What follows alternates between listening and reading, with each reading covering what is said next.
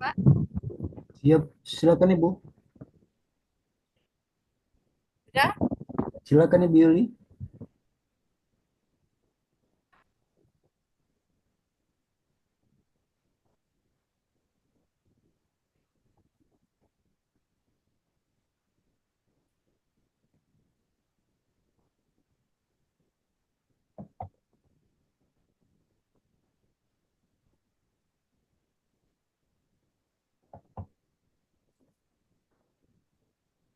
Dan apa di layar? Silakan Ibu, sudah ada Ibu Guru.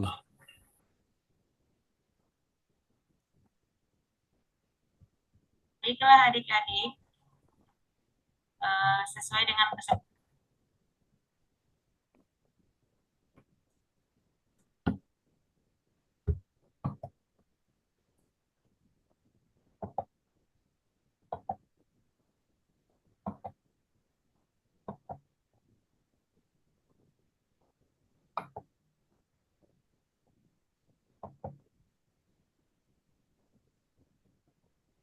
Assalamualaikum warahmatullahi wabarakatuh. Waalaikumsalam Assalamualaikum warahmatullahi wabarakatuh. Apa kabar anak-anak? Baik, Apa Bu. kabarnya anak hari ini? Baik, Bu. Bu. Kira-kira hari ini siapa yang belum hadir?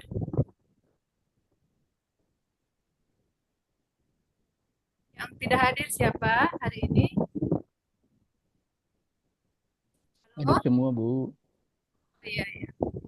Alhamdulillah semua kita diberi kesehatan sehingga kita bisa berkumpul di dalam ruang kelas ini. Eh, Sebelum kita memulai pelajaran, kita akan mengadakan kesepakatan kelas. Yang pertama, ruang kelas harus bersih. Yang kedua, pakaian harus rapi. Ketiga, tidak ribut di saat pelajaran berlangsung. Kemudian, sebelum kita mengikuti pembelajaran hari ini, kita berdoa bersama-sama ya, yang dipimpin oleh Ibu Fin. Fin, tolong pimpin doanya. Ya, Bu. Baiklah, teman-teman, sebelum pelajaran dimulai, marilah kita sama-sama berdoa. Berdoa mulai. Bismillahirrahmanirrahim. Raditu billahi wabil islami Nabi Muhammadin nabiyyan wa rasulah. Rabbi zidni ilma warzuqni Amin. Terima kasih. Semoga hari ini kita lakukan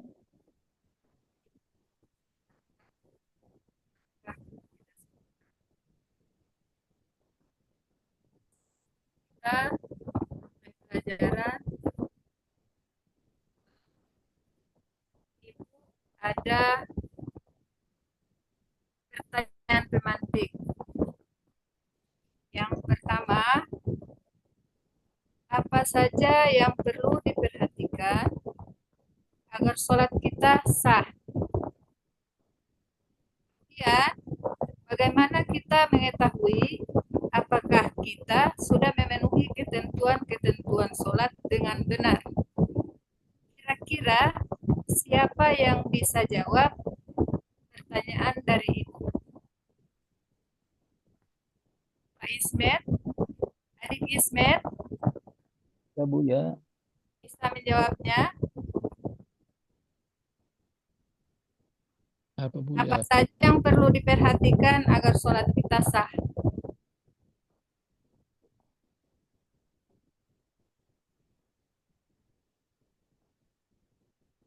Bagaimana Bu? Bagaimana Bu? Apa saja yang perlu diperhatikan agar sholat kita sah? Yang perhatikan gerakan sholatnya Bapak, Ibu. Dari ketika takbir, kemudian sampai salam. Jadi itu yang diperhatikan ya. Oke, terima kasih. Bagus jawabannya.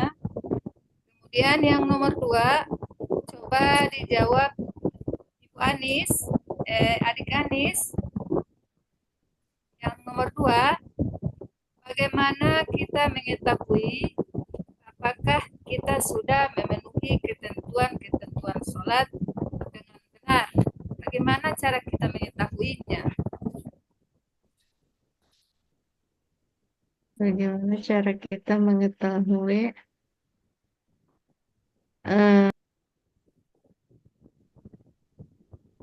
dengan kita mengambil air sembahyang?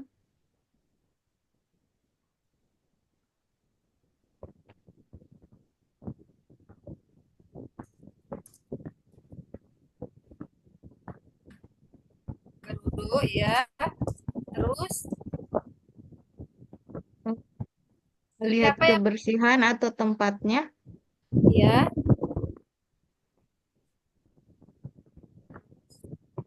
Apa lagi? Hanya Siapa itu yang Bu.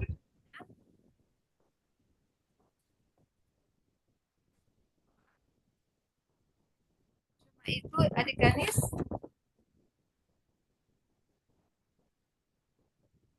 Adik Sudarin bisa menambahkannya?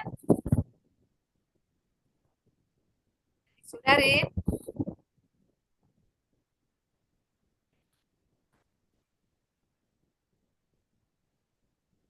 Oh,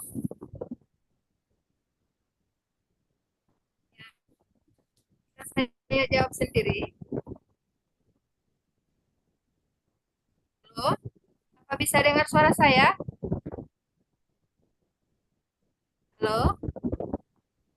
Ada Halo, Bisa bunyi Bu. Bisa Bu. bisa? Ada bunyi. Kasih bangun Ada, kasan yang ada. ada baru nih Bu. Bisa? Ya bisa Bu. Cuman yang lain ini kayaknya setidaknya dia bukan sebangun kasannya Ibu. Iya, kita tidak dorong semua. So, kasih nilai rendah Ibu. Soalnya Pak sudah jam 1 lewat ini, ya, semua hampir jam 1. Ya, beginilah kalau mengajar di jam-jam kritis. Ya, jam-jam tidur jam 1 Iya. siang itu Ibu. Ya, Semangat Ibu, semangat. ngel ya. Kita lanjut Ya, dulu. mau semangat. Saya tidak mau tak tidur. Oke, ikuti Ibu ya. Nah, Ibu. tentang sholat. Ini tepuk tangan sholat ya. Ya ya Bu. Ya, ya. Ya. Sholat subuh ada 2 rakaat. Sholat zuhur ada 4 rakaat. Sholat asar 4 rakaat. Sholat maghrib 3 rakaat. Sholat isya 4 rakaat. Bisa ikuti? Bisa Bu, bisa. Oke, kita sama-sama ya. Ya. 1, 2, 3. Sholat subuh 2 rakaat. Subuh 2 rakaat. Sholat Sholat zuhur 4 lohor 4 rakaat. rakaat. Sholat Sholat asar Sholat 4 rakaat. Sholat maghrib 3 rakaat. Sholat isya 4 rakaat. rakaatnya. Oke. Kita lanjutkan. Ya. Tujuan pembelajaran kita hari ini adalah menyebutkan dan menjelaskan syarat dan rukun sholat. Kemudian yang kedua, mengidentifikasi hikmah sholat dalam kehidupan sehari-hari. Yang ketiga, menerapkan ketentuan sholat dalam kehidupan secara benar.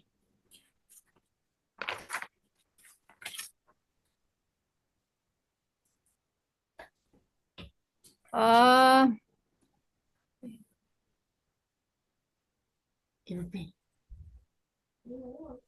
kemudian apa itu sholat? Sholat adalah merupakan bentuk komunikasi kita langsung antara hamba dengan Allah. Kemudian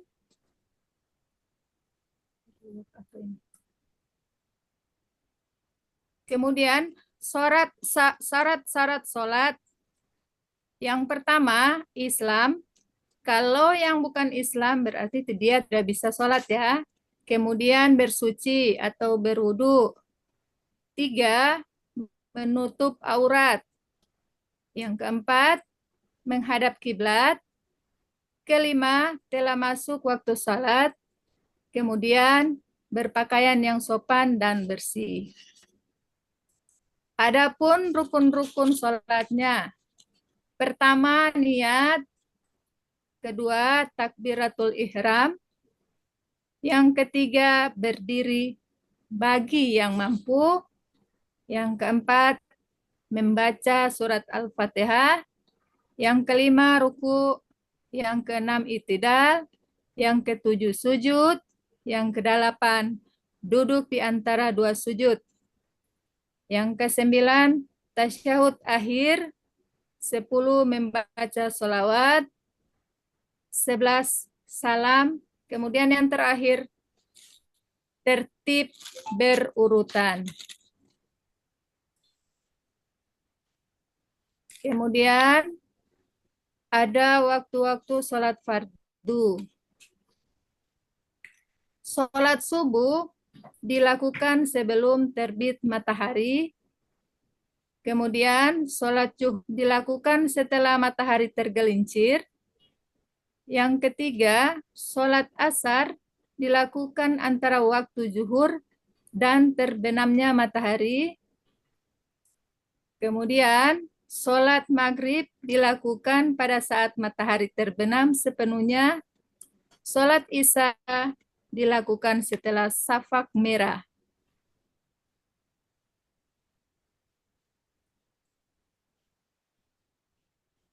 Adapun hikmah sholat yaitu mendekatkan diri kepada Allah, kemudian mengajarkan disiplin,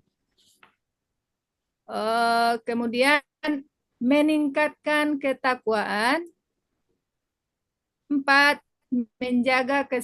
menjaga kesehatan fisik dan mental, kelima, menyatukan umat.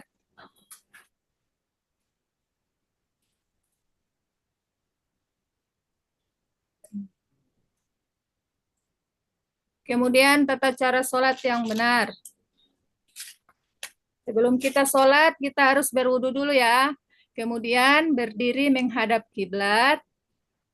Kemudian berniat di dalam hati. 4, takbiratul ihram. 5, membaca Al-Fatihah. Ke-6, gerakan ruku. 7, gerakan i'tidal. 8, sujud. 9, duduk di antara dua sujud. Yang terakhir, tasyahud dan salam.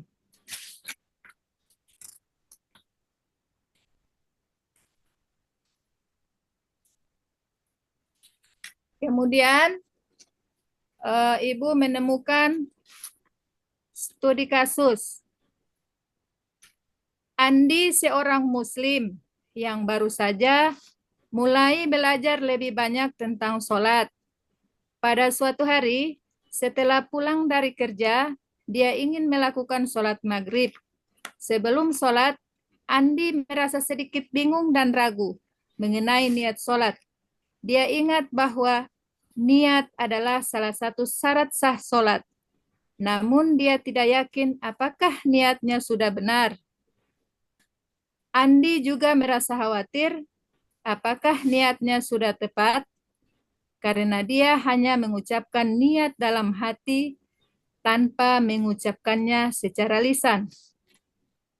Andi berpikir, apakah niat yang hanya ada dalam hati sudah cukup atau saya harus mengucapkan dengan lisan, dan jika niat saya tidak tepat, apakah sholat saya sah?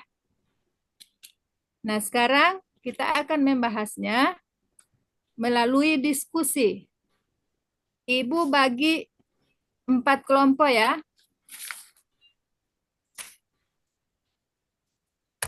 Yang kelompok 1 ketuanya adalah adik Sudarin. Kelompok 2 adik Maryam. Kelompok 3 adik Ismet. Kelompok 4 Anis. Yang keempat-empatnya itu silakan maju untuk mengambil LKPD-nya Ya, untuk Bu. bahas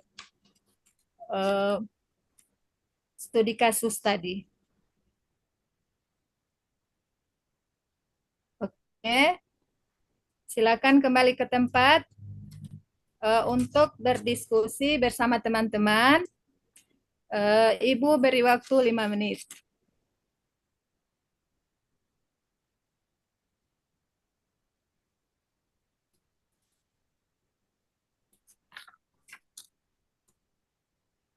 Ibu ulang kamar itu tadi Ibu yang studi kasus tadi.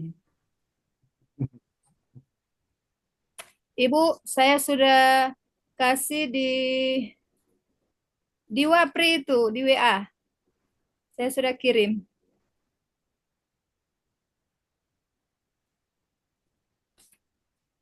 Begitu juga dengan Pak Ismet.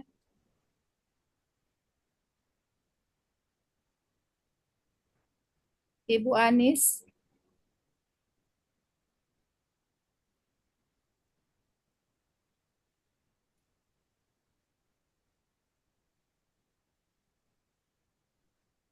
Sudah ada?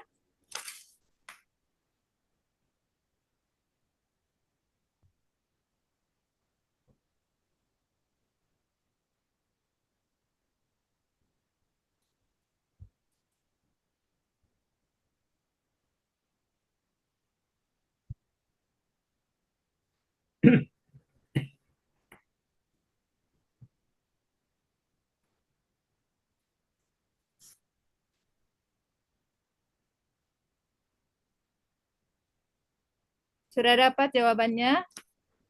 Ismet, Belum ada Ibu. Wapri, Belum ada itu. di Wapri, Pak. Di Wapri. Saya sudah kirim.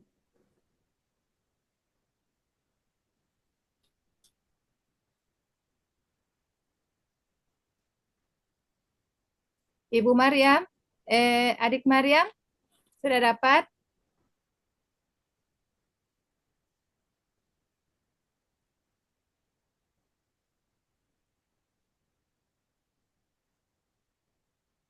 Adik Ismet sudah dapat? Belum Bu. Belum ada. Wah, Masih loading. oke, saya kirim kembali ya. Iya. Ismet,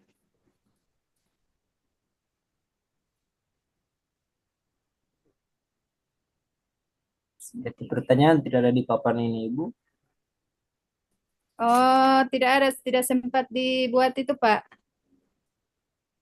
Ibu ada Berarti cuma baca itu studi mengamati studi kasus. Iya, studi kasus. Sebut saja dari pertanyaan Ibu, terus mau cari sendiri di jawaban. Itu Pak, sudah ada? Saya baca kembali. Ya, bacakan Bisa. saja Ibu. Ya. Andi seorang Muslim yang baru saja mulai belajar lebih banyak tentang sholat. Pada suatu hari, setelah pulang dari kerja, dia ingin melakukan sholat maghrib. Sebelum sholat, Andi merasa sedikit bingung dan ragu mengenai niat sholat. dia ingat bahwa niat adalah salah satu syarat sah sholat. Namun dia tidak yakin apakah niatnya sudah benar. Andi juga merasa khawatir apakah niatnya sudah tepat, karena dia hanya mengucapkan niat dalam hati tanpa mengucapkan secara lisan. Andi berpikir, apakah niat yang hanya ada dalam hati sudah cukup atau saya harus mengucapkan dengan lisan? Dan jika niat saya tidak tepat, apakah sholat saya sah? Itu studi kasusnya. Silakan dijawab masing-masing kelompok. Betul sekali Ibu. Saya Ibu, Ya, saya ini di kelompok berapa Ibu ya? kelompok 3, Pak. Oke. Jadi Tiani ini setelah seharian dari pekerjaannya, terus mau pulang ke rumah, dia ingin sholat, tapi dia merasa ragu apakah niatnya ini sudah cukup bagus atau belum. Dia masih merenung. Nah, jadi ada beberapa hal yang bisa kita sederhanakan, seperti yang pertama, kita ingat dulu tujuan sholatnya itu. Ani bisa mengingat bahwa sholat adalah bentuk ibadah, dan di situ saja sudah terlihat niatnya. Jadi tidak perlu harus sekedar ucapan. Kemudian yang kedua, jika dalam posisi seperti itu, yang kita lakukan adalah tenangkan hati dan pikiran. Jadi kalau memang sudah ada niat untuk sholat, ya sudah ke masjid saja. Kemudian kita tenangkan hati kita dari pekerjaan, pikiran juga, dan kemudian bersiap-siap untuk melaksanakan sholat. Yang ketiga, niat itu sebetulnya sederhana. Jadi ini bukan persoalan harus lewat lisan atau lewat hati. Ini masalah apa ya? Kan sholat itu kewajiban. Jadi kalau dia memang ingin sholat, ya silahkan saja. Nah, memang itu sudah kewajiban. Jadi tidak perlu harus berpikir-pikir bahwa apakah niat kita ini memang sudah betul atau bagaimana. Itu jawaban dari saya, Bu. Halo Ibu. Oh ya, makasih ya. Ya boleh ya, boleh. Ibu Sudari, bagaimana? Melakukan sujud sahwi Bu sebanyak 2 kali sebelum salam Bu. Itu dari saya. Iya, Lupa betul sholat jawab. lupa rakaat sholat itu, Bu. Kalau untuk Ibu Anis? Ya, untuk adik Anis, sudah dapat jawabannya? Adik Anis.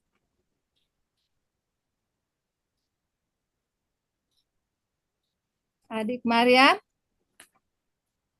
Adik Mariam, so tidur? Kita So tidur. tidur? Oh, ayo. Jam tidur. Di WC dia Ibu. Oh, ada Izin.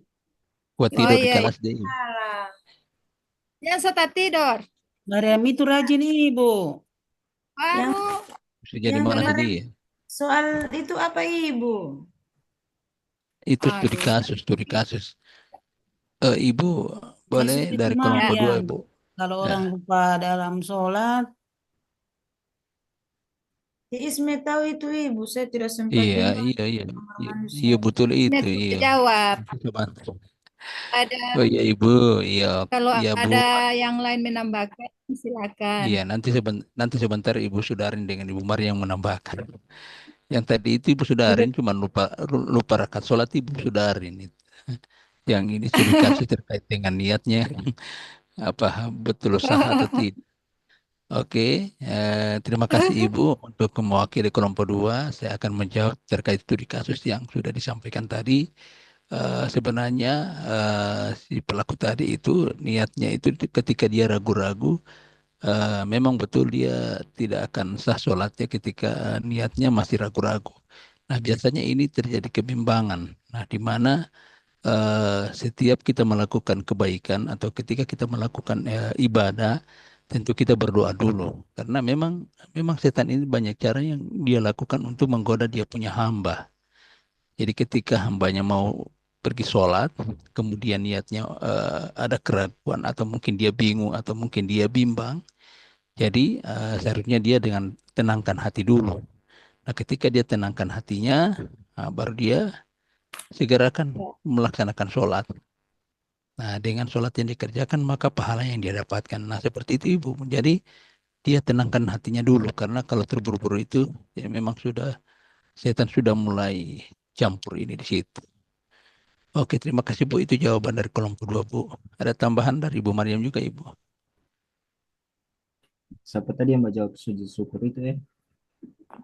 Hah? Tadi itu kan Ibu ada bilang kan cuma studi kasus ya.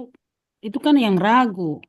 Andi ragu. Jadi kalau dia ragu seperti itu berarti dia memang harus tetap tenang, tidak Iya, panik. tenang. Tapi dia harus melakukan setelah dia sholat selesai, baru dia lakukan sujud sahwi. Itu menurut saya, Ibu. Oh Ibu, oh iya ya, Ibu sudah. Ismet tahu itu Ibu. Ibu Tunggu, Mariam saya dari Di kelompok Mariam, 4.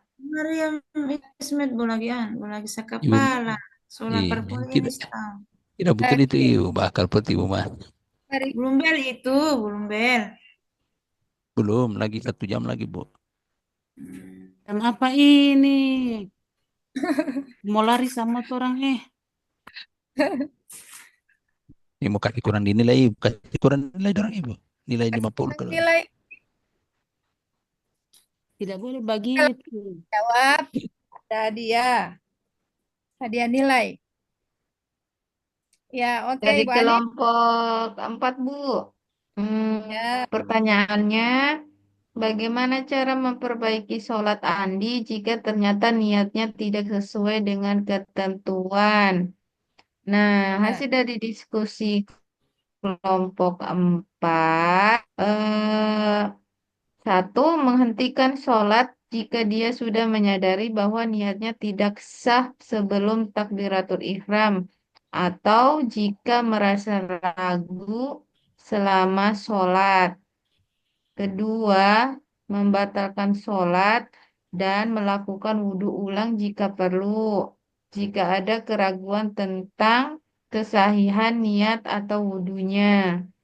Ketiga, memulai sholat kembali dengan niat yang benar dan jelas dalam hati, memastikan niat dilakukan dengan tepat sesuai jenis sholat yang akan dilaksanakan. Misalnya, sholat maghrib atau sholat wajib lainnya. Setelah niat yang benar dilakukan dalam hati, Andi bisa mengucapkan takbiratul ihram dan melanjutkan sholat dengan penuh kekhusyukan. Itulah hasil diskusi dari kelompok 4, Bu. Bu Guru, semoga tinggal 3 menit. oh, tinggal 3 menit ya. Saya kira masih lama. Tinggal 3 menit Ya. sebel pulang lagi. Oh, sebel pulang. Pulang. Oke, kita pada Lapar lagi. Saya tidak suka ya, pulang. ya, kita masuk pada kesimpulan ya. Kan tinggal 3 menit. Kita langsung ke kesimpulannya. Sholat adalah salah satu ibadah yang paling penting dalam agama Islam, yang menjadi tiang utama dalam kehidupan seorang muslim. Agar sholat kita diterima oleh Allah, kita perlu memastikan bahwa sholat kita sah, yang bergantung pada beberapa ketentuan telah ditetapkan dalam syariat Islam. Yang pertama, niat yang ikhlas. Kemudian yang kedua, syarat sah sholat. Yang ketiga, rukun sholat. Yang keempat, hal-hal yang membatalkan sholat. Kemudian, khusyuk dan fokus dalam sholat. Akhir kata, sholat yang sah dan diterima oleh Allah akan membawa keberkahan dalam hidup kita. Oleh karena itu, kita harus terus memperbaiki dan memastikan bahwa sholat kita selalu dilakukan sesuai dengan ketentuan yang benar, dengan niat yang ikhlas, pemahaman yang mendalam tentang syarat dan rukun sholat, serta ketulusan dalam ibadah. Kita berharap bisa menjadi hamba yang selalu diberkahi dalam setiap langkah di dalam kehidupan kita.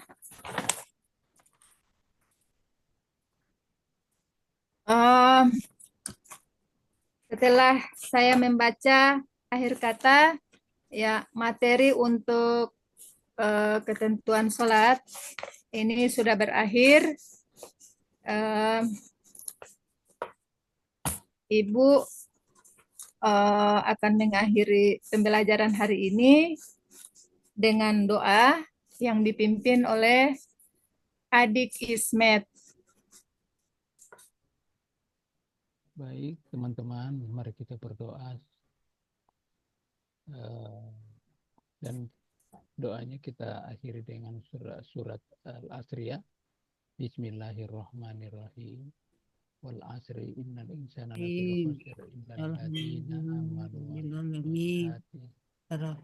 solihati wa tawassaw bis-sabr. Amin. Iyyaka na'budu wa nasta'in. Ihdinas siratal ladzina an'amta 'alaihim waladdallin. Amin.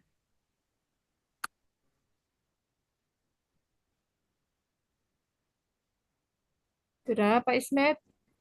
Sudah, Bu. Oke. Wassalamualaikum warahmatullahi wabarakatuh. Waalaikumsalam warahmatullahi wabarakatuh. Waalaikumsalam warahmatullahi wabarakatuh.